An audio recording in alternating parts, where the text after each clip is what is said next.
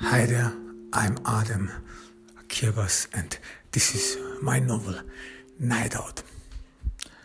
I'm pondering about the case. I try to sum her up and try to exclude possibilities through deduction. First of all, I gather or fathomed so far that the person who killed Donna Fauna had to have a necessary close bond with her. It is not likely that Ellie was killed in a robbery. There are little bit to hardly any evidence, non-evidence that it was indeed a murder. It was indeed a robbery gone south. But rather that it was, even though it is Ellie's murder, appears to be coincidental, even though it appears as if the murderer did not have any close bond to her. Yet I believe that the murderer had a close emotional connection to her, and that this close emotional connection is a necessity to go so far to kill someone. Because even though we might assume that someone is willing to kill someone else, yet they have to have a special bond. One would say an emotional investment into another person. And this sometimes goes so far that people assume wrongly that this other person would be part of them or would be affiliated with them, or that they would own them. This is especially through my experience as a private detective who reveals infidelities, and I've earned my fair share of it. I always saw and discovered that most couples, after years of being together, living with each other, always assume that the other partner would be in a way or another part of them, part of their life, that they would not only just be affiliated in a relationship with them, but as well as affiliated emotionally.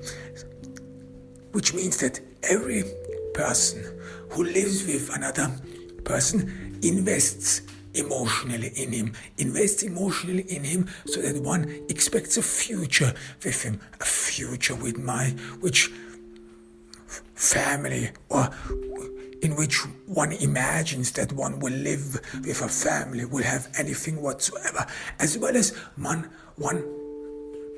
in a way, through this emotional investment, does not shop around for other possible partners. So there is in a way an exclusion, that one assumes that with the person one lives with, that this person is the right one, and that this emotional investment, like a normal financial investment, would in the end pay off, would pay returns.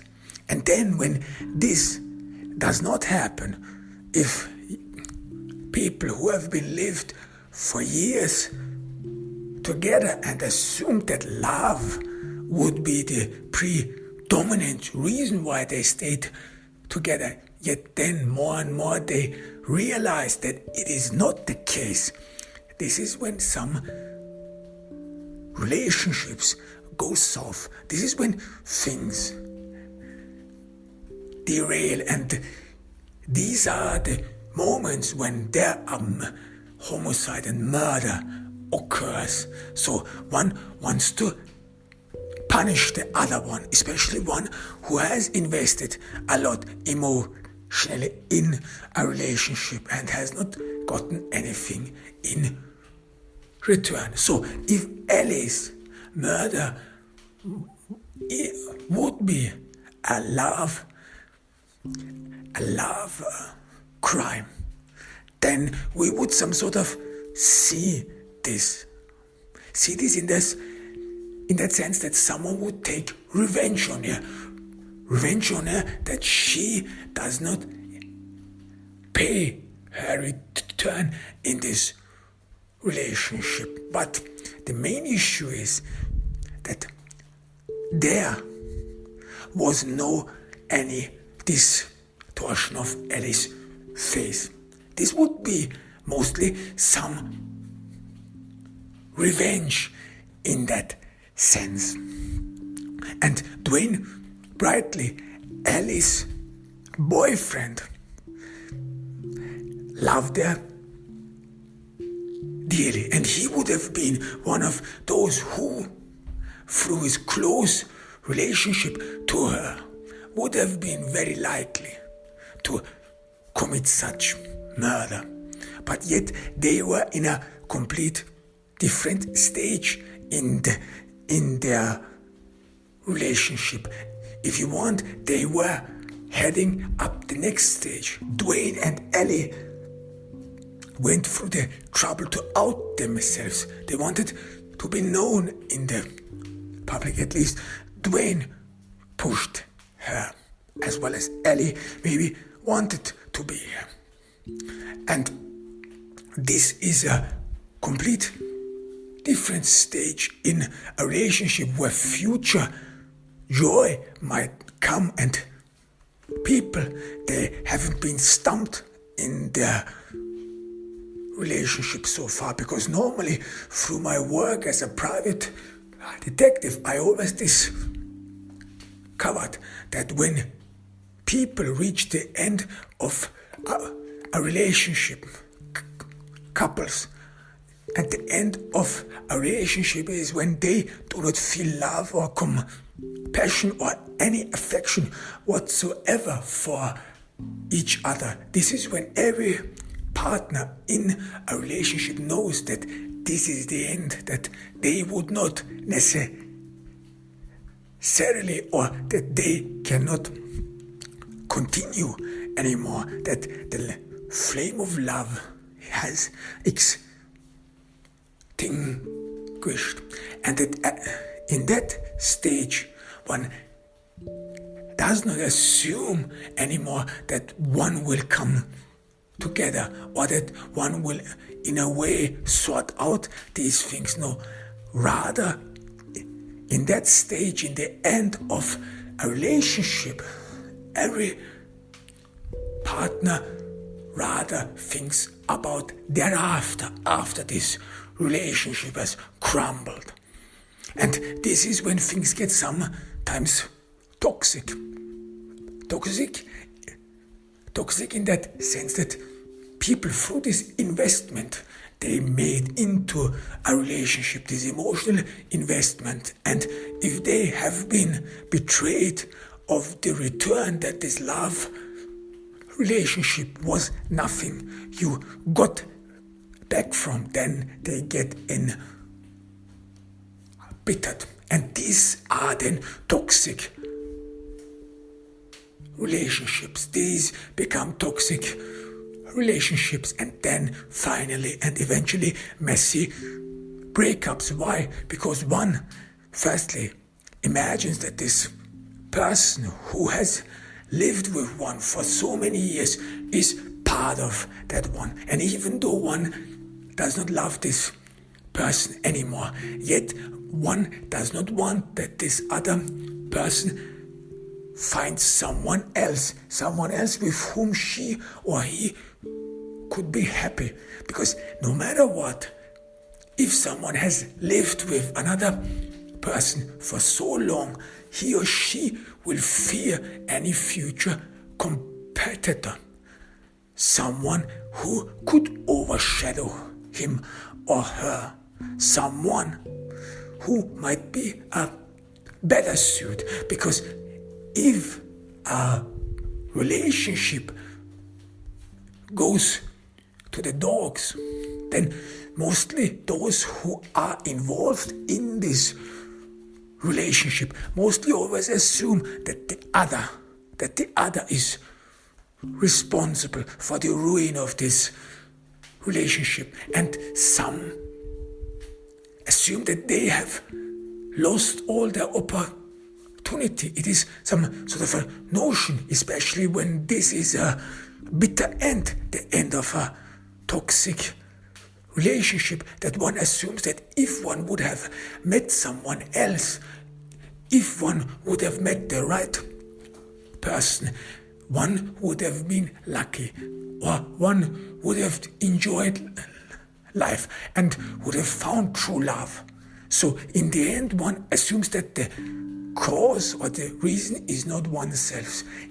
It is not me who cannot love. It is not me with whom no one can live with. No, it's him, it's her, it's why she or he is so difficult to deal with. So then after a relationship is over, one has some fear.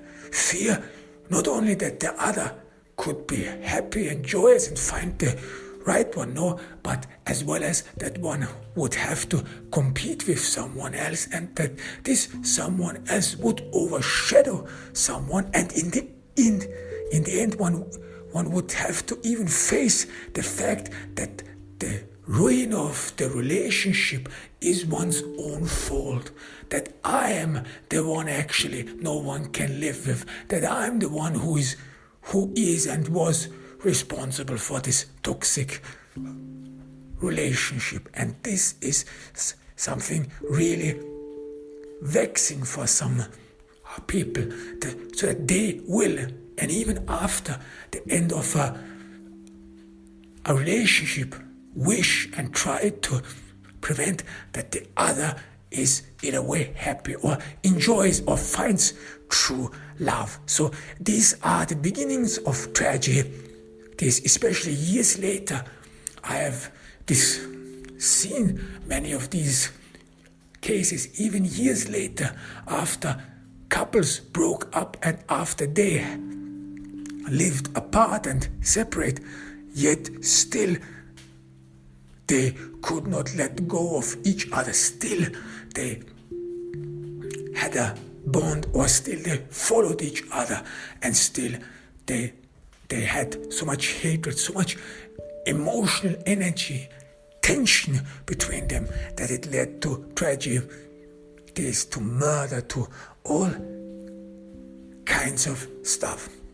And as well as there could be, this is the last option as well, that a relationship broke up in such severe way, in such severe and toxic way, that one just feels hate for the other person. This is just one feels betrayed. This actually pretty much happens when a couple or one partner has been betrayed, not surreptitiously, but has been undermined and humiliated in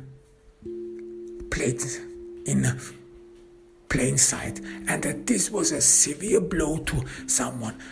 And through my work as a private detective, I saw that, and this led to severe hatred, to where there's nothing but any notion whatsoever. And these things then again lead to homicide and murder and all kinds of stuff, because then the partner thinks it's him or herself as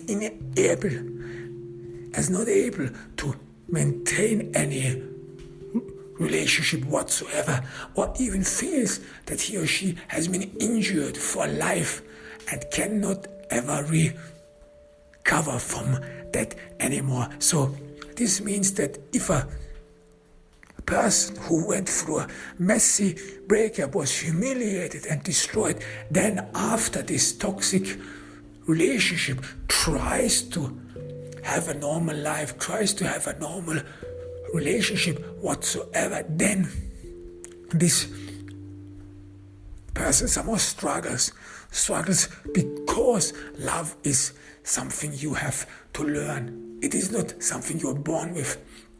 And what love means is actually nothing but social skills that you have learned over your life, so that you are being able not only to maintain a relationship. This is actually pretty much easy, because at least for many, if you are antisocial, well, then it is difficult, because you are not even able to maintain friendships. But in general, the overall majority of people are able to at least maintain one of two friendships over a period of time. For this, you need to have some social skills that you are first being able to talk with someone. Secondly, that you understand that friendship or any close bond is something you have to invest in and give in order to get something back. It is different with relatives, because if you have a family member, he or she will eventually love you or have a special bond with you, especially parents. No matter how indignant and spoiled a child is, a mother or a father will always have a special bond with this child, have a special connection with this child, because in the end it is his or her child.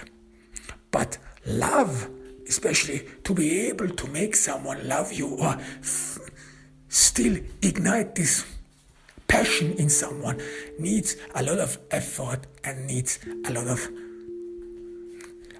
will and a lot of work. And this is something you have to learn. These are social skills which throughout your life you master. But if you have lived most of your life in a very toxic relationship, you might or might not rightly assume that you have been betrayed of something. Betrayed of something which made you an emotional cripple. And therefore you do not succeed in having or maintaining a social bond or a social relationship. And this then leads to these people who finally and in the end got out of a toxic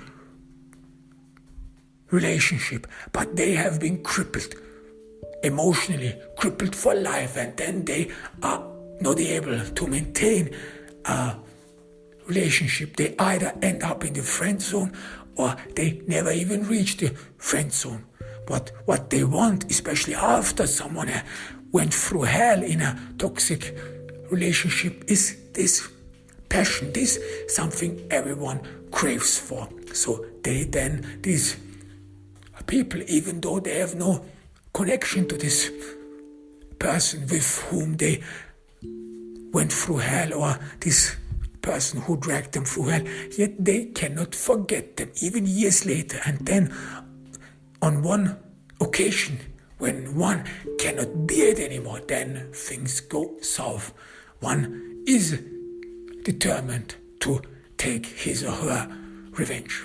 But this is again something which did not happen with Ellie. Again, her face was not distorted. And secondly, one would assume that there would be some sort of a hate crime. Hate crime, especially through the connection some of might have. A hate crime many white women fall prey to, especially when they have black boyfriends. So that white women in that sense are being considered as race traitors or whatsoever. So that mostly these white women then are socially outcasted, because white men still fear the potence of black men, especially that they appear more manly than them, so that they in a way hate white women who go for black men. And it is mostly assumed that a white woman she goes only for black men because she's only interested in sex. There's still this notion about black people, or that blacks would only be able, or would not be able to deep rational love whatever this is, but rather would be only interested in sex, and that the dominant force of a white woman who goes interracial would be that she's only interested in sex. And then a hate crime mostly would be caused by that. And normally hate crimes, or women who are being accused of being race traitors, again are distorted or tortured before they are being killed. Mostly sticks or whatsoever are being shoved up their vaginas and their anuses. This is some severe things what happen, and mostly those who are the perpetrators, are the killers, are mostly white men who feel degenerate, who feel debased and subordinated by black men, who fear that black men who could elevate themselves in society, that they one day would overcome and surpass white men. Because as long as white men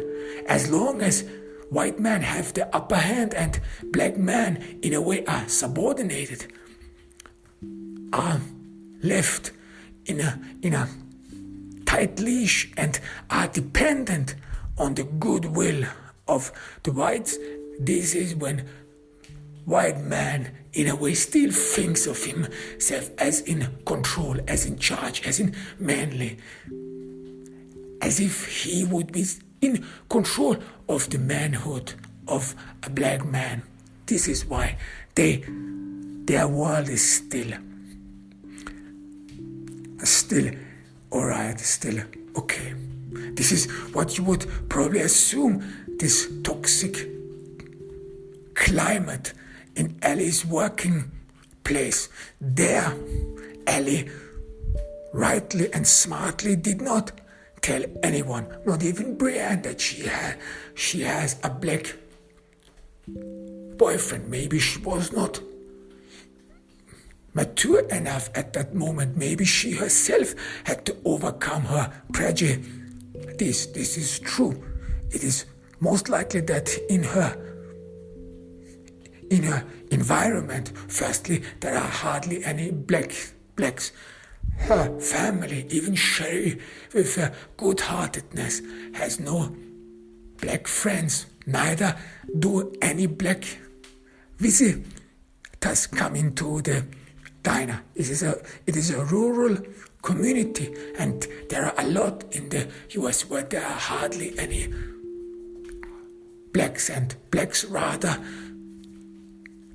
choose to stay among themselves, because either way, in a society which are still separated, one would say emotionally through the races and in their brains, one doesn't want to feel like an outcast and so on. So Ellie probably had to overcome her own prejudice. This is before she could out herself as being with a black man. But yet in her company, in the ad agency, there was, if you want, a toxic relationship. Deacon Lloyd, the son of the owner, is one of these men, or one of this type of man who likes to have control over women. And he probably and most certainly made advances and approaches to Ellie. Ellie snubbed him, rebuked him, and this was indeed a heavy blow for Deacon, one could see that he pretended that he would not know Ellie, that he is insulted in his manhood, that he was insulted in his manhood, because normally this does not happen. But yet this did not lead, or would not lead to any crime of love or whatever, or of revenge. Firstly, Deacon had, because of his social standing and because of his position in his father's company, Deacon has a big pool of women he can choose from. And in this, he has a huge variety. And there Ellie just becomes a number, just a girl who doesn't know what she wants. So he can make up for any reprisal or for any setback. There are enough women, and he can be their head. He can be the guy who has power over them, or play the role. He is the nice boss, and so on, so forth. So even though Ellie might have taken distance from Deacon still could manage to be this masculine man, especially through the social position he had in his company. So if Ellie's setback, or if a setback in general would have destroyed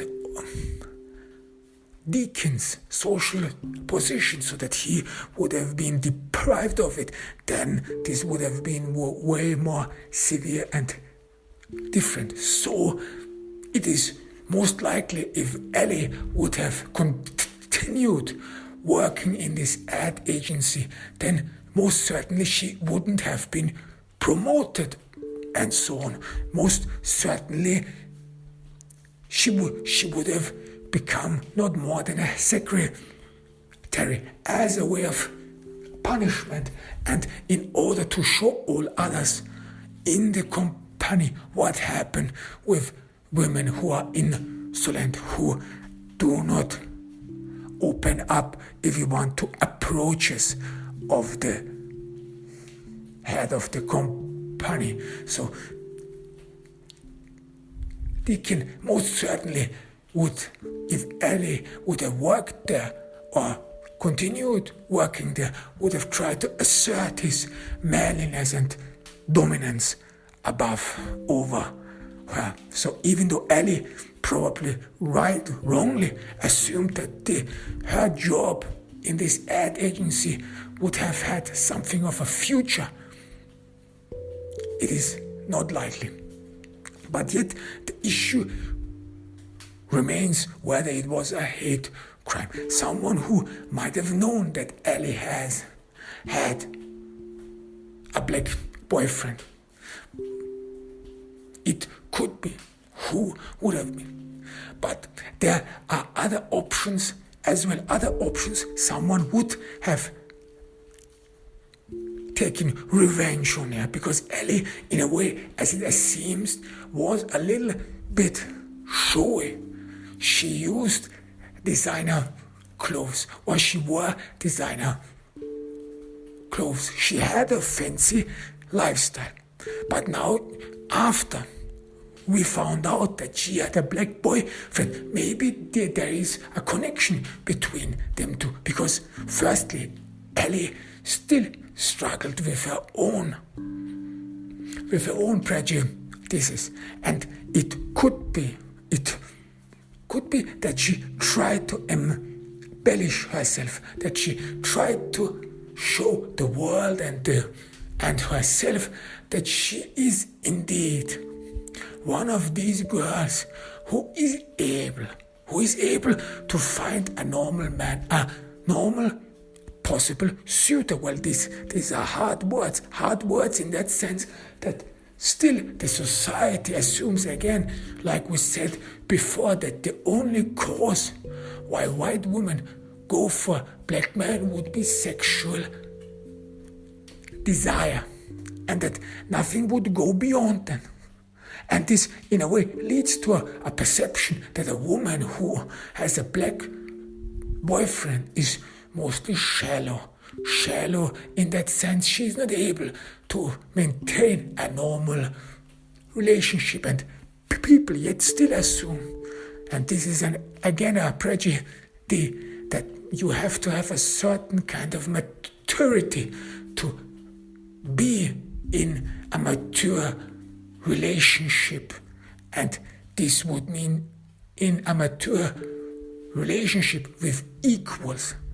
So Ellie probably felt the brunt of this prejudice, and she tried to make up for it, tried to embellish herself, tried to make herself beautiful. And this led, and may have led, to some perception of arrogance. And there comes Lydia John and Melinda Abbott. Ellie lived with them. Probably Ellie didn't quite notice, or she did, that Lydia John and Melinda Abbott, that they had type 1 diabetes. And this is then even severe in that sense that people who have type 1 diabetes, they are unable to eat eggs, they are unable to eat rice, they are unable to eat bread, they are unable to eat yeast or whatever, they are unable to eat candy, or if they have to eat, or if they eat candy, they have to induce or inject insulin, and insulin is not very cheap. So these are a lot of things, no matter what. But the life of a diabetic is restricted. And now Ellie lived with them. Ellie was healthy. Ellie was an athlete. She had an athlete body. Ellie could eat whatever she wanted. And this must have been very severe for Lydia and Melinda to face Ellie, who even went to college. Melinda and Linda did not. Ellie, who had a job, Melinda and Linda struggled, and it is proven, and Linda and Melinda admitted that they were close of Ellie, which we might use as an assumption that they, in a way, tried to emulate Ellie. Linda had even a Facebook page with Ellie's name on it, but with a picture, and where she wears Ellie's clothes. So one might assume that Linda wanted to be Ellie, and she was so desperate to be like Ellie that she wanted to take over her identity. These are, one would say, very common things that happen if someone wants to be so desperately someone else that he or she is even willing to kill this other person, get it out of sight, so that one does not have to face its own insufficiencies anymore. But Linda and Melinda, they were not, Lydia and Melinda, they were not able to murder Ellie, because even though Ellie would have been out of sight, even though Ellie would have been removed, firstly, Lydia and Melinda did not have a special connection to Ellie, an emotional investment. They did not grow up with her, rather that they envied her like you would normally envy someone else who looks better, someone else who has more financial means or whatsoever, and someone else you surreptitiously admire. Ellie, who accomplished a lot or seems to be healthy, can do whatever she wants. So Lydia and Melinda rather wanted to be like her, but however, even though they would have disposed of Ellie, they still would have been those girls who have diabetes, they still would have been at the end of the tally where they cannot compete with Ellie, where they are still these women who have diabetes, who did not attend college, who are in that sense inferior to Ellie. So no matter what this would have happened, no matter whether they would have killed Ellie, it would have never led to an gratification or an emotional relief and elevation that the person with one whom has to compete, that this person is out of sight. But why would anyone even hate this person? Why would anyone even go so far to kill a person that one admires or that one in a way surreptitiously envies? Because as long as this person lives, one always has to face one's opposite. One's opposite in that sense that someone who seems to be healthy or seems to have it all in a way is a mirror, is a social mirror for oneself, so that one is not sufficient enough, so that one is lazy, one is stupid, one has not accomplished many things. And this is for many people severe in that sense, especially for those who have been chided all their life, who has been dragged through hell because they did not accomplish things, because they were not the chosen child, or because they were a disappointment for their parents, and so on. So people then would face every time when they meet this perfect and successful person, they would then always feel this derision and scolding of parents and family members and even of society, so that it would go so far that one would then feel and perceive it as unbearable in that sense that one would try to get rid of it, elevate oneself from this chiding, from this scolding, and which would then be only accomplished in the destruction and in the erasing the other person, the cause of this feeling of inferiority. But neither Lydia or Melinda really had this feeling of inferiority, at least not so far. It was not so far advanced that they would have wanted to murder Ellie. And if they would have murdered Ellie again, they probably would have stolen her clothes, or they probably would have left her naked. This is another thing in this murder, because Lydia as well as Melinda wore their clothes. They even imagined that they would be like Ellie. Yet Ellie was killed in a car with her designer clothes on. So if someone would have wanted to be like her, he probably would have undressed her, would have taken her clothes and would have worn them like one wears a second skin, like one wears a mask of someone else, and then imagines and assumes that one is this other person. Another possibility would be that Ellie was or became a victim of a stalker who was obsessed with her, because Ellie was beautiful. She had this appeal, and people wanted to be with her. And Tom Weil, Lydia's boyfriend, would be a man in this category. He's a social loser. He lives in his mom's basement, and the only reason he hangs out with Lydia is because he hasn't managed to have a normal girlfriend, a girlfriend which is enticing to her. This is one problem issue. It is not the issue that Lydia, who is obese, is not attractive. That's not the point.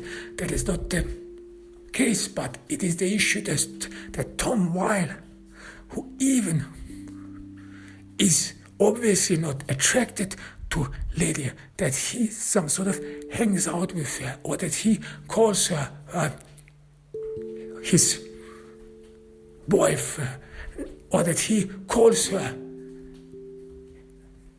his girlfriend. And this is, in that sense, an issue, so that he has, in a way, given up, or that he some sort of doesn't look for other women, or is incapable of making the acquaintance of women to whom he might be attracted to. So Lydia, in that sense, is only the second choice, or even the third choice, and he is not attracted to her whatsoever. And he then would have been, and this would be the normal development surreptitiously being attracted to a woman who then, in a way, verifies his manliness. Because this is what stalkers go through as well. Stalkers do not just pray for any woman. Stalkers do not just go for any ordinary woman. No, they go after women or persons of value who have a special social position. Person who can gather not only attention, but are in a way or another through their appearance, through their wealth, or through their social or cultural, for their cultural abilities, have a special position in a society, a position which is favorable, which is admired, or which leads them to fame. This is what stalkers go for. They want this fame. They want that this fame of this person in a way gets on to them, is transmitted to them as well. This is like a man who thinks of himself as stupid, or who always thought by the society as stupid, as dumb, or lazy, or a loser.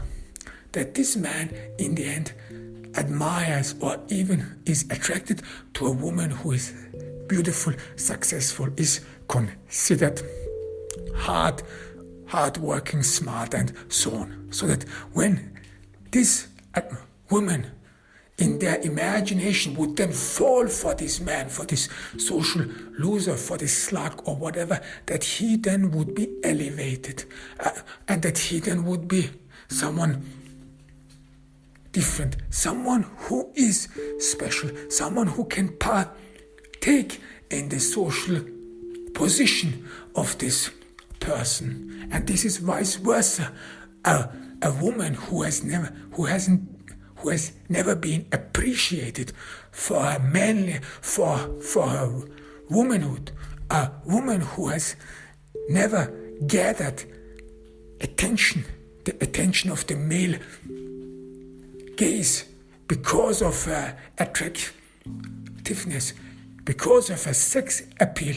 This woman is attracted to men who are being considered in the society as manly, as strong, as desirable, so that then she herself can feel womanly and desirable, because this man is being considered as the specimen of all manhood or whatever. And then this specimen of manhood, who could have anyone, then decides to be with this this woman who did not get attention or did not get enough attention for their womanliness, for their sex, for her sex appeal, and so on. So she wants to make up for this. And these are the stories and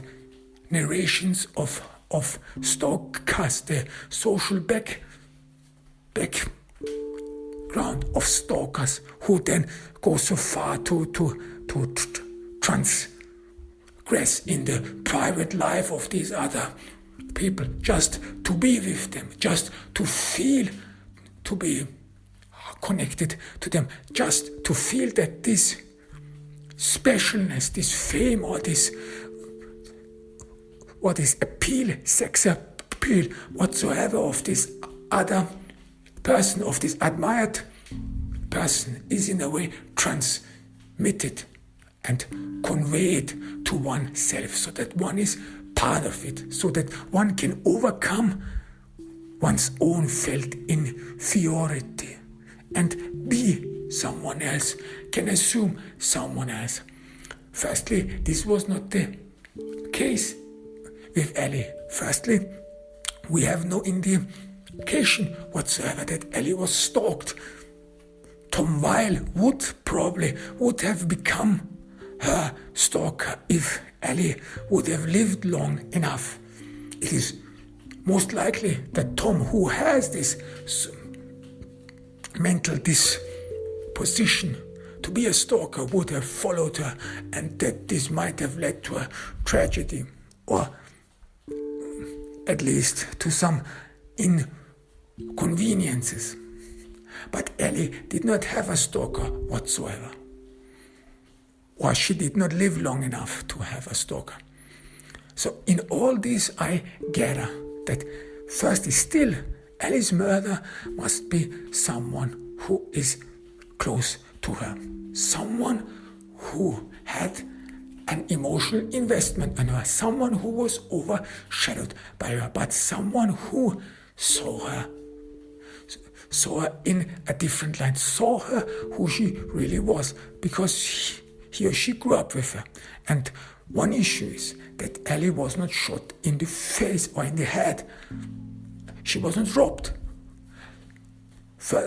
And this means that the murderer was not interested in any material gains. But the murderer just wanted to get rid of her. That's the first indication. And the second indication is that the murderer, who apparently did not shoot Ellie in the face and therefore distorted her, somehow saw something in her, probably saw herself in her, as if she would hurt herself, as if she would destroy this image of Ellie and then herself. So there is a special connection to her. And thirdly, someone who in a way hated her, had a reason to hate her, and so on. And from all this I gather that the person in question is Ellie's twin sister.